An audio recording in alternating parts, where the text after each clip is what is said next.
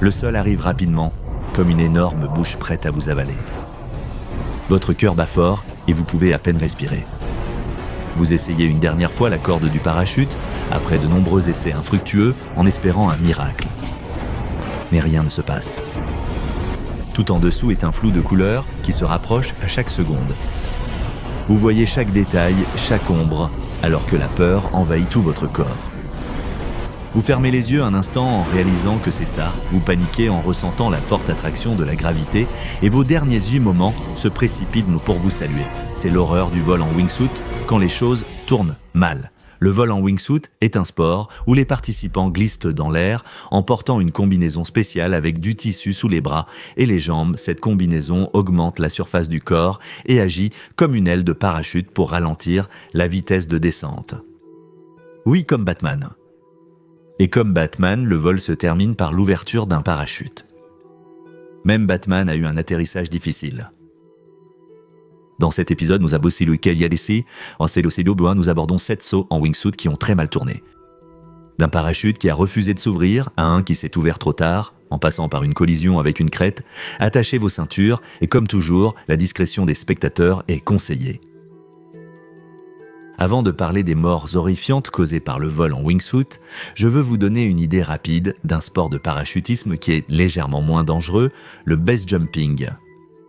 En base jumping, les participants sautent d'objets fixes avec des parachutes. Base est un acronyme pour ces objets fixes, d'où une personne peut sauter. Bâtiment, antenne, envergure et terre. Depuis 2003, de nombreux sauteurs building, Antenna, Span and Earth ont commencé à intensifier leurs aventures en utilisant des combinaisons ailées et cela a introduit le wingsuit building, Antenna, Span and Earth. L'une des histoires de tragiques les plus célèbres des sauteurs building, Antenna, Span and Earth est l'histoire d'Amber Bellows. Clayton Hoyt, Butler et Amber Bellows étaient un couple de Salt Lake City, Utah, et ils étaient expérimentés dans le saut building, Antenna, Span and Earth. Clayton et Amber adorèrent l'aventure et ils cherchaient à faire du saut building, Antenna, Span and Earth leur carrière. Ils ont même engagé le cinéaste Josh Lloyd pour produire du contenu vidéo de leurs sauts ensemble afin de booster leur carrière de professionnels. Et selon Josh, Amber avait de grandes ambitions pour devenir une sauteuse building, Antenna, Span and Earth professionnelle et il l'a qualifiée de l'une des meilleures sauteuses building, Antenna, Span and Earth au monde. Et elle était certainement en route vers le succès car elle était admirée et reconnue au sein de la communauté des sauteurs building, Antenna, Span and Earth. Amber et Clayton ont pris leur envol dans une chute libre remplie d'adrénaline sur la tour Buttermilk qui est se située à l'ouest de nulle part, Utah. Ils ont entrepris de grandes et puissantes aventures telles que Hellgate, Notch Peak, Mont Supérieur. Leur Noël 2013 ne concernait pas seulement les traditionnelles purées de pommes de terre et d'Inde. Ils l'ont célébré en sautant de Rock Canyon. Rock Canyon est une star parmi les formations de l'Utah, connue pour ses murs verticaux qui s'élèvent haut au-dessus du sol du canyon qui est généralement rocheux et inégal. Il abrite également une variété de végétaux tels que des arbres, des arbustes et des fleurs sauvages, ainsi que des animaux comme des cerfs, des lapins et des oiseaux. Le sport qui a allumé l'étincelle dans leur cœur a également allumé l'étincelle de leur relation. Ils ont célébré l'obtention de leur licence de mariage le 24 janvier 2014. Et 2 semaines plus tard, le samedi 8 février, Amber Bellows et son mari ont décidé de monter leur jeu d'un cran. Ils ont décidé de sauter du mont Kinesava, un parcours accidenté de 2220 mètres situé dans le coin sud-ouest du parc national de Zion. L'emblématique parc national de Zion se dresse fièrement à l'intersection de 3 grands écosystèmes, le désert de Mojave, le plateau du Colorado et le Grand Bassin. Cela signifiait une vue spectaculaire depuis la plus haute falaise du parc.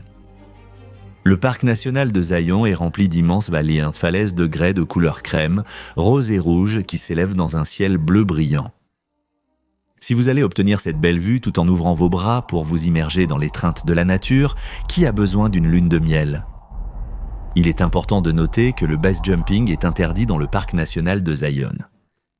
Cependant, Amber et son nouveau mari ont persisté. Ils savaient que le base jumping était un sport risqué. Amber a sauté la première, son mari attendait derrière elle. Elle avait l'air fabuleuse alors qu'elle flottait dans l'air au-dessus de la nature puissante et du canyon sablonneux. Soudain, Clayton a remarqué que le parachute de sa femme ne s'était pas déployé correctement. Il pouvait ressentir la tension et l'horreur de son saut irrégulier. On ne peut qu'imaginer l'horreur qu'elle a dû ressentir. D'un moment de liberté à un autre face à son sombre destin, volant vers la fin. Clayton a sauté après elle mais n'a pas pu l'atteindre à temps. Après avoir atterri, il a réalisé qu'il était trop tard. Ou peut-être que le choc était trop brusque et violent. Clayton se tenait au milieu de nulle part, déconcerté. Il a marché près de son corps pendant 2h30 de plus pour trouver de l'aide. Je n'ose imaginer ses pensées à ce moment-là. Il a atteint les officiels à 6h30 du soir et il leur a annoncé que sa femme était morte. Selon les officiels, comme la mission était de récupération et non de sauvetage, et que l'emplacement du corps d'Amber était inconnu dans un endroit assez éloigné avec un terrain difficile, ils ont décidé d'attendre le lendemain matin pour réduire les risques. Le lendemain matin, dimanche à 10h, les équipes de récupération ont survolé en hélicoptère et localisé le corps d'Amber. Ils l'ont hissé à l'aide de cordes et de poulies depuis le terrain difficile jusqu'à une ambulance proche. L'accident d'Amber a été le premier décès dû au base jump dans le parc. Cela a forcé les autorités à lancer un avertissement sur les dangers de ce sport. Amber avait 28 ans quand elle a quitté la vie. Le surintendant du parc, Jim Milestone, a déclaré dans un communiqué « C'est vraiment triste et nos condoléances vont à sa famille et à ses amis ». Le base jump est tellement dangereux, même pour ceux qui sont expérimentés comme Amber Bellows. Voilà pourquoi c'est interdit dans le parc. Le vidéaste Josh Lloyd a affirmé n'avoir jamais vécu une situation aussi horrible en représentant des athlètes de tous horizons. Amber est l'une des personnes les plus authentiques que j'ai connues. Elle est tellement légère et son rire est si contagieux. On croise rarement des personnes comme ça. En remontant dans le temps depuis la tragédie d'Amber, la toute première combinaison ailée est née en 1930. Depuis, des dizaines de modèles différents sont apparus, ont été remodelés et développés. Comme dans tout sport, des championnats et des ligues sont organisés pour récompenser les meilleurs athlètes. La World Wingsuit League, permet aux pilotes de wingsuit du monde entier de concourir pour des médailles, des trophées et des récompenses financières. L'un de ces pilotes était Viktor Kovač. C'était le 9 octobre 2013 en Chine. Viktor avait 40 ans lorsqu'il aspirait à participer à la World Wingsuit League et à représenter son pays, la Hongrie. Il était 3 fois champion national hongrois et avait effectué plus de 700 sauts. Et comme dans tout sport, ou même une performance artistique, vous vous entraînez et répétez toujours. Et c'est ce que Viktor a fait. Il a sauté à 14h51, heure locale. Imaginez être Viktor un instant, avec des ailes, debout sur une haute falaise en Chine, admirant les couleurs que le soleil puissant a peintes dans le ciel. Votre cœur bat comme un tambour. En dessous de vous, la vallée s'étend comme un tapis vert, avec de petits villages parsemés et des rivières courbées. Avec une montée d'adrénaline dans votre corps, vous prenez une grande respiration, déployez vos ailes et sautez. La sensation est exaltante. Vous flottez dans une chute libre douce, pendant que vous laissez le vent vous emmener où il veut, et vers la terre avec une force implacable. Vous tournez et virevoltez dans une danse gracieuse avec le vent. Se sentant libre et invincible, vous êtes proche du point d'atterrissage et vous tirez sur la poignée pour déployer le parachute. Mais rien ne se passe. Votre gorge est serrée par la peur et votre cœur s'emballe dans votre poitrine. Vous tirez sur votre parachute encore et encore aussi fort que vous le pouvez. La panique vous envahit et vous vous figez alors que le sol se rapproche de vous. Voici ce qui est arrivé à Viktor. Les gens dans le champ l'ont vu tenter d'ouvrir son parachute en vain. Les témoins ne pouvaient que rester impuissants et perdre de vue Kovač après que son parachute a échoué à se déployer. Près de 200 pompiers et policiers ont participé à l'opération de recherche qui a été entravée par un terrain difficile, selon Xinhua News. Le lendemain, les secouristes ont trouvé Viktor Kovač avec le crâne fracassé au pied d'une falaise de 328 pieds dans le parc national de la forêt de la montagne Tiananmen à Zhangjiajie. La Red Bull World Wingsuit League a publié un communiqué disant « Nous sommes profondément attristés par le décès de Viktor Kovač et nos pensées et prières vont à ses parents et amis en ces temps difficiles. Il sera toujours rappelé pour sa profonde passion pour la vie et son esprit d'aventure et il manquera toujours tristement à la communauté du wingsuit. Malheureusement, c'est ce que nous faisons ici parce que c'est ce qu'ils aiment faire et être passionné à ce sujet, et c'est ce que Victor aurait voulu. L'organisation a souligné que le sport comporte un risque élevé. 10 ans, pendant les 3 dernières années, nous avons travaillé étroitement sur les questions de sécurité avec les athlètes, les fabricants et d'autres experts. Cependant, lorsque les meilleurs au monde concourent au plus haut niveau dans n'importe quel sport, les risques demeurent. Ils ne savaient pas que ce n'est pas seulement une question de compétition au plus haut niveau. Réaliser un numéro de divertissement télévisé peut parfois s'avérer dangereux. Vous souvenez-vous de la cérémonie d'ouverture des Jeux Olympiques d'été de 2012 lorsque James Bond a sauté avec la reine d'un hélicoptère ? En réalité, ni la reine ni Daniel Craig n'ont sauté. Ce sont leurs doublures qui l'ont fait, et je veux spécifiquement parler de la doublure de Daniel Craig, Mark Sutton. Mark Sutton est né le 13 avril 1971 au Royaume-Uni. Il était le fils d'un ancien lieutenant-gouverneur de l'île de Jersey. Il a été formé à l'Académie militaire royale de Sandhurst, où il a remporté l'épée d'honneur, et en décembre 1991, il a reçu une commission d'officier dans les fusils Gurkha de la 6e reine Elisabeth. Il a courageusement servi comme officier de l'armée jusqu'en 1995. C'est probablement pour cette raison qu'il s'est mis à adorer réaliser des cascades. Qu'en pensez-vous ? Lors d'un segment de la cérémonie d'ouverture des Jeux Olympiques d'été de 2012, Mark Sutton a servi de doublure de cascadeur pour James Bond sur un hélicoptère, aux côtés de son ami Gary Connery, qui était la doublure de la reine pour le segment. Ils ont sauté en parachute de l'hélicoptère au-dessus du stade olympique. Le segment était et reste l'une des cérémonies olympiques les plus épiques de tous les temps. Son nom est devenu très connu parmi les cascadeurs. En août 2013, Epic Television a invité Mark Sutton et 20 autres des meilleurs pratiquants de wingsuit à un événement de 3 jours à Chamonix, en France, connu sous le nom de Helibase 74. Si vous êtes un passionné de sports extrêmes comme moi, vous êtes probablement très familier avec cette Epic Television car elle se spécialise dans les sports extrêmes. En échange de séquences vidéo de leur vol, le site web a fourni des hébergements et un accès en hélicoptère. Cela montre vraiment comment beaucoup de pratiquants de wingsuit sont simplement de purs passionnés qui attendent presque rien en retour si vous prenez en compte qu'ils risquent littéralement leur vie. Le 14 août 2013, Mark a sauté aux côtés de Tony Uragallo lors d'un court vol d'échauffement près de Legan-Dotan. Le vol devait durer environ 1 minute. Mark a sauté de l'hélicoptère à 10 800 pieds, voyageant à des vitesses allant jusqu'à 155 miles par heure. Sa chute libre était parfaite. Il tournoyait dans le ciel tel un oiseau retrouvant son nid. Cela n'a duré que 20 secondes. Mark a dévié de sa trajectoire et s'est écrasé contre une montagne. Vous savez ce qui est le plus frustrant dans tous ces accidents ? Je n'ai trouvé de raison claire pour aucun d'entre eux. Quand il y a une raison, vous avez quelque chose à éviter, à surveiller et à vous préparer. Mais malheureusement, ce sont des accidents absolus. Un hélicoptère de secours est arrivé peu de temps après que Mark a touché le sol. Mais le choc était trop fort et il a été déclaré mort sur le coup. L'impact du choc était si sévère qu'un test acide désoxyribonucléique a été nécessaire pour identifier son corps. Et un porte-parole a déclaré qu'il n'avait aucune chance de survivre à l'impact. Alors que Mark était équipé d'un parachute pendant le vol pour l'atterrissage, il est resté inutilisé. Un porte-parole d'Epic Television a considéré la mort de Mark comme un accident, notant que 2 vols réussis avec d'autres pilotes de wingsuit avaient eu lieu auparavant.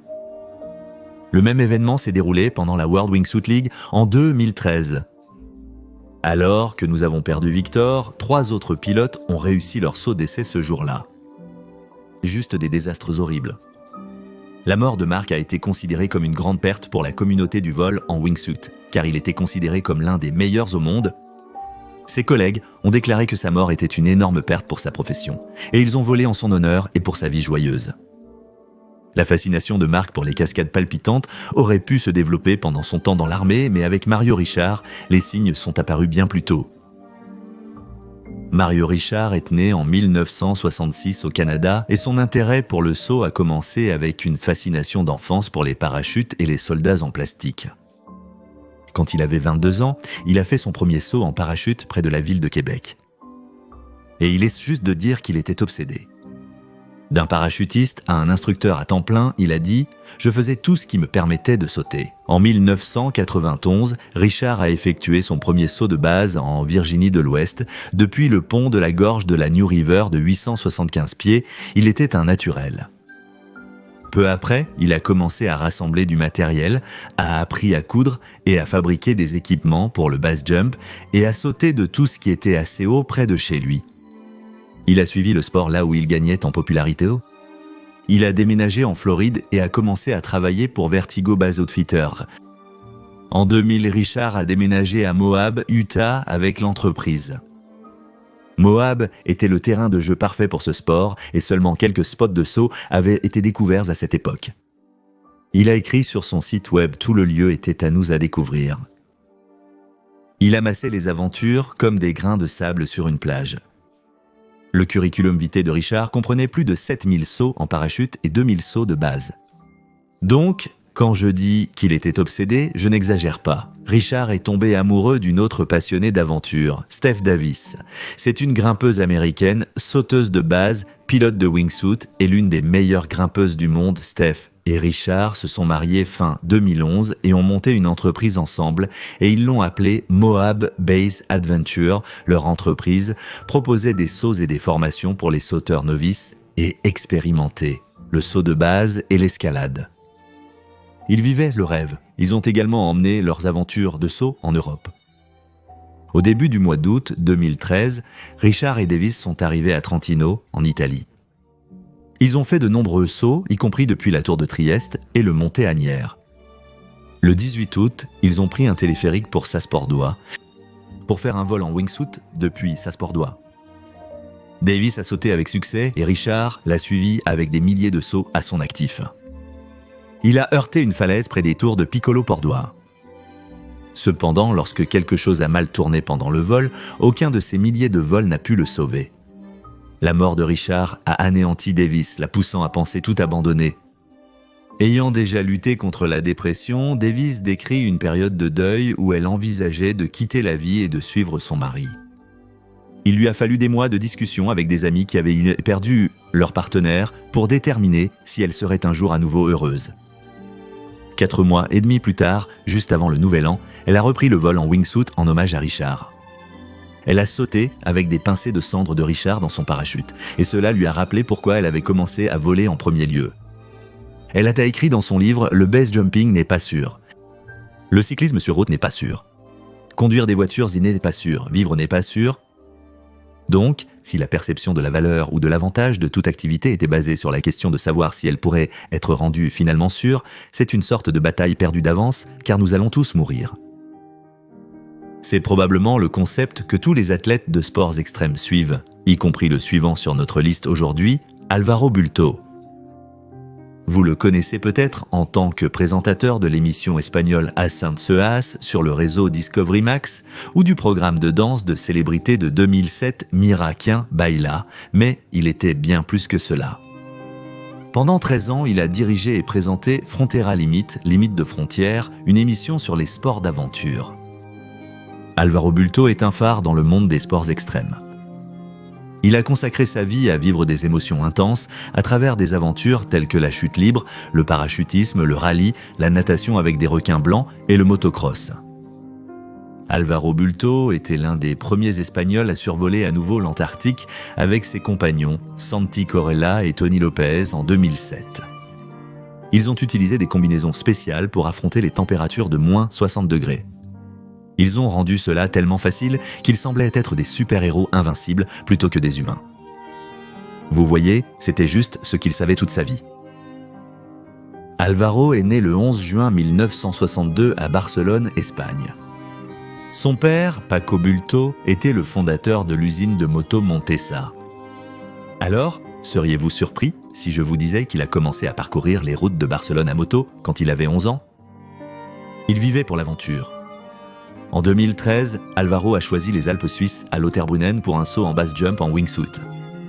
Sur une belle falaise élevée, il a déployé ses ailes, sauté à travers la montée d'adrénaline et glissé à vive allure. Quelle vue! Et quelle liberté! pour planer au-dessus du pittoresque village de Lauterbrunnen, remplissant ses yeux des magnifiques cascades et du paysage majestueux. En tant que base jumper expérimenté en wingsuit, il savait quand ouvrir son parachute. Et il l'a fait. Cependant, le parachute avait une volonté propre. Il ne s'est pas ouvert avant qu'il ne soit trop tard. Cela a provoqué un choc violent contre le sol. Alvaro a vécu pour l'aventure et est mort pour elle à l'âge de 51 ans. Il a déclaré dans des interviews avant sa mort qu'il a vécu des expériences qui l'ont rempli de positivité et ont pris soin de son esprit. 2013 était la même année où Jonathan Flores a été couronné champion à la World Wingsuit League sur la montagne Tiananmen à Zhangjiajie en Chine. Il a célébré en disant « Il n'y a pas de médailles olympiques dans mon sport, mais je sens que j'ai obtenu mon or pour moi-même et mon pays, la Colombie. » En Amérique latine, Jonathan était connu sous le nom d'El Hombre Pájaro, l'homme-oiseau. Un an plus tôt, en avril 2012, il a battu 3 records du monde en un seul saut. Son vol était à partir de l'altitude la plus élevée de 37 265 pieds depuis un avion et moins 49 degrés Fahrenheit, le vol en wingsuit le plus long, 85 301,8 pieds, et le vol en wingsuit le plus long en 9 minutes et 6 secondes, tous simultanément. Pour battre un record du monde, il faut s'être entraîné plus que la moyenne. Pouvez-vous deviner combien de sauts en parachute et de sauts de base Jonathan a exécuté ? Posez la vidéo et commentez votre réponse ci-dessous. Il a accompli plus de 4000 sauts en parachute et sauts de base.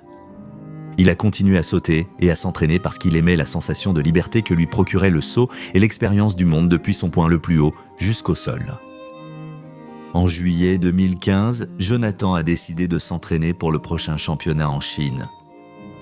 Jonathan et 2 autres athlètes ont décidé de s'entraîner sur la magnifique montagne d'Engelberg en sortant du Tietlis en Suisse.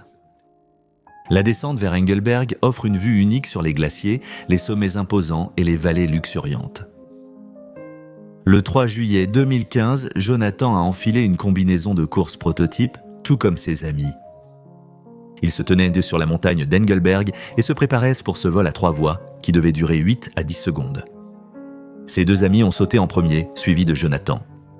Ils ont atterri en toute sécurité, ont célébré et attendu Jonathan. Mais il n'a jamais atterri. Jonathan était connu pour son grand sourire et son approche optimiste. Le danger n'a jamais été associé à son esprit. Peu de temps avant ce saut, Jonathan a dit dans une interview « Avant de sauter, bien sûr que je suis nerveux. Au moment où je saute, j'ai le plus grand sourire sur mon visage. » Ils avaient de grands espoirs et ont attendu quelques secondes de plus. Mais dans ce sport, une seconde de trop signifie un danger absolu. Ils ont planifié le saut du point de départ à l'arrivée.